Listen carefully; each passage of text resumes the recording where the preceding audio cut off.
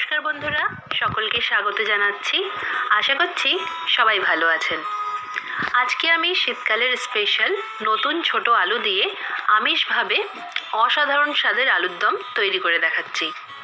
এই আলুর দম রুটি, লুচি, পোলাও, ফ্রাইড রাইস সব কিছুর সাথে খেতেই অপূর্ব লাগবে। যারা মাছ মাংস খেতে ভালোবাসেন না বা খেতে ইচ্ছে করছে না, তারা অবশ্যই একবার এইভাবে আলুর দম তৈরি করে খেয়ে দেখবেন। ঘরে থাকা সামান্য কিছু উপকরণ দিয়েই এই সুস্বাদু আলুর দম আমরা তৈরি করে নিতে পারি। আর আজকের এই ভিডিও ভালো লাগলে ভিডিওটাকে লাইক আর শেয়ার করবেন সবার সাথে, আর এই চ্যানেলটা সাবস্ক্রাইব করে নিন নিত্য নতুন রেসিপি পাওয়ার জন্য।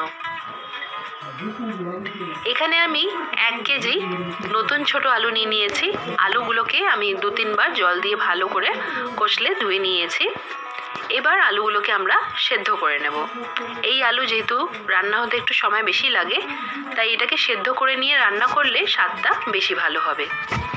আলুগুলো সেদ্ধ করার জন্য আমি কুকারে দিয়ে দিলাম। কুকারে ছোট আলু খুব ভালোভাবে সেদ্ধ করা যায়, সময়টাও কম লাগে। আর এখানে আলু সেদ্ধ করার জন্য ততটাই জল ব্যবহার করতে হবে যতটা জল দিলে আলুগুলো ভালোভাবে ডুবে যেতে পারে। এবার ওপর থেকে দিয়ে দিতে হবে আমাদের হলুদ গুঁড়ো 1/2 চা চামচের মতো, আর দিয়ে দিলাম 1 চা চামচ নুন। নুন আর হলুদ গুঁড়োটা দিয়ে ভালো করে মিশিয়ে নিতে হবে। এবার আমি কুকারের ঢাকনাটা লাগিয়ে নিচ্ছি, আর মাঝারি আঁচে কুকারে আমরা 3টে সিটি পড়া পর্যন্ত অপেক্ষা করব। 3টে সিটি পড়ে গেলে আঁচটা বন্ধ করে দেব, আর পুরোপুরি যখন প্রেশারটা বেরিয়ে যাবে তখন আমরা ঢাকনাটা খুলে নেব। তারপর সেদ্ধ আলুগুলোকে ভালো করে ছাড়িয়ে নিতে হবে। এবার এখানে রান্না করার জন্য আমি কড়াই গরম করে নিয়ে এর মধ্যে 3 বড় চামচ সাদা তেল দিয়ে দিলাম। তেলটা ভালো করে গরম করে নিয়ে এর মধ্যে দিয়ে দিলাম একটা তেজপাতা। তার সাথে দিয়ে দিচ্ছি এখানে 3টে মাঝারি সাইজের পেঁয়াজ কুচি। পেঁয়াজটাকে আমি যে ছোট চপার হয় তার মধ্যে ভালো করে কুচিয়ে নিয়েছি। এতে করে সময়টাও কম লাগে, খুব তাড়াতাড়ি একদম মিহি করে কুচনো পেঁয়াজ আমরা পেয়ে যাই। 2 মিনিটের মতো একদম আঁচ কমিয়ে আমরা ভেজে নেব। এখানে পেঁয়াজটা 2 মিনিটের মতো ভাজা হয়ে গেছে। এবার এর মধ্যে আমি 1 বড় চামচ আদা কাঁচা লঙ্কা বাটা দিয়ে দিলাম। এখানে 1 ইঞ্চি সাইজের আদা নিয়েছি আর 3টের মতো কাঁচা লঙ্কা বাটা দিয়েছি। তার সাথে দিয়ে দিলাম আমি রসুন বাটা 1 বড় চামচ। এবার আদা রসুন বাটাটা দিয়ে ভালো করে আমরা ভেজে নেব প্রায় 1 মিনিটের মতো। এতে করে রসুন আর আদার কাঁচা গন্ধটা চলে যাবে।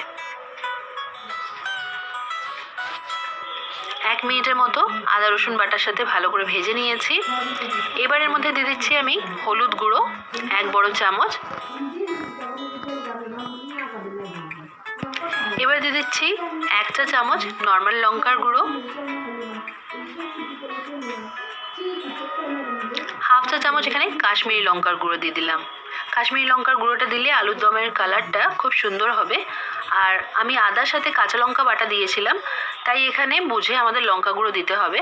তবে এই ধরনের আমিষ আলুর দম একটু ঝাল ঝাল কষা কষা খেতে বেশ ভালো লাগে। এবার সব কিছুর সাথে ভালো করে মিশিয়ে ভেজে নিলাম আরও 1 মিনিটের মতো। 1 মিনিট ভেজে নেওয়ার পর এর মধ্যে দিয়ে দিলাম আমি 1 চা চামচ জিরে গুঁড়ো।